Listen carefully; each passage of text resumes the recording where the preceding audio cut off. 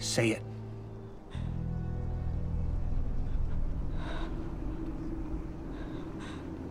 Vampire. Hello and welcome back to Fact Me Up channel. In today's video, we're diving into the mystical world of Twilight, the saga that captured hearts, sparked debates, and defined an era of vampire romance. Join me as we uncover 14 captivating facts that'll reignite your love for this legendary saga. So grab your glittering skin and join me on this enchanting journey through the realms of Twilight. Nikki Reed was the one who got the producers to add Robert Pattinson's songs to the film.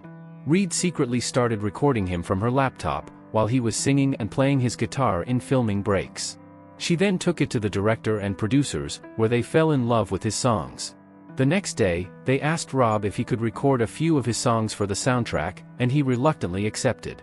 Robert Pattinson actually also plays the piano in the scene where Edward is playing Bella's lullaby.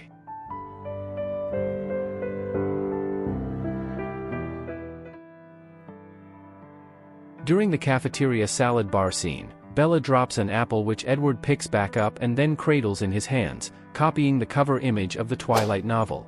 On one of the DVD's special features, director Catherine Hardwicke said that it took them 13 takes to get it right. In the scene where Bella goes to the Cullen's house for the first time, and Nikki Reed's character breaks the bowl, she actually cut her hands during one of the takes. This is why she is wearing gloves for the scene in the film. For the role of Edward Cullen, Robert Pattinson flew from England to director Catherine Hardwicke's house to audition. There, he and Kristen Stewart, who was already cast as Bella Swan, rehearsed the meadow scene on Hardwicke's own bed. Over 5,000 actors auditioned for the role of Edward before it went to Robert Pattinson. Henry Cavill was actually Stephenie Meyer's first choice for the role. However, by the time production was to begin, he was 25 years old, and no longer looked the part of a 17-year-old high schooler. He was then offered the part of Carlile Cullen, but turned it down due to his commitment with the Tudors. All of the Cullens can be seen wearing jewelry with the same symbol on it in the movie. Edward, Jasper, and Emmett all had the same wristband, and Alice and Rosalie had similar necklaces with the symbol on it. Esme had a bracelet and Carlile had a ring. The symbol is the Cullen family crest, and each member wears it to show that they're a family, not just a coven. As soon as Robert Pattinson was cast, he moved to Oregon and began working on his character, both physically and mentally. He worked out 5 hours a day with a trainer, learning to fight, play baseball, and do stunts. He also had to learn to drive and get an Oregon driver's license. Peter Facinelli was the second choice to play Carlile Cullen. When he found out that he lost out on the final round of auditions, he wrote a note to Catherine Hardwicke, saying, "I hope to work with you sometime." At the last minute before shooting, the original actor withdrew due to shooting conflicts. Hardwicke then offered the role to Facinelli, who immediately took it up, and had to bleach his hair blonde before starting work. A few weeks before filming began, Robert Pattinson didn't talk to anyone to try and feel as isolated as Edward Cullen.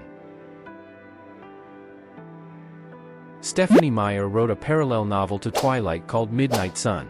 It tells the story of the first book from Edward's point of view. In it, he comments that the arrival of Bella to the school has all of the boys acting like they're in first grade and she's the shiny new toy.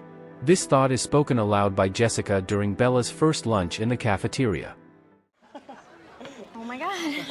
It's like first grade all over again. You're the shiny new toy.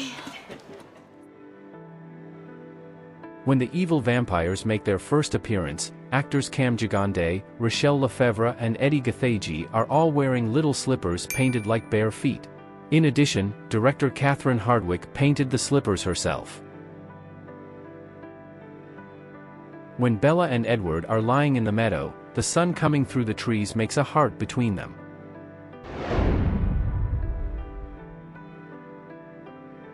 Robert Pattinson stated in an interview that this is his first American role and he had no formal training to perfect his American accent. Before casting, Robert Pattinson had never heard of the Twilight novel. He only attended casting because his American agent persuaded him, and he liked Kristen Stewart's performance in Into the Wild.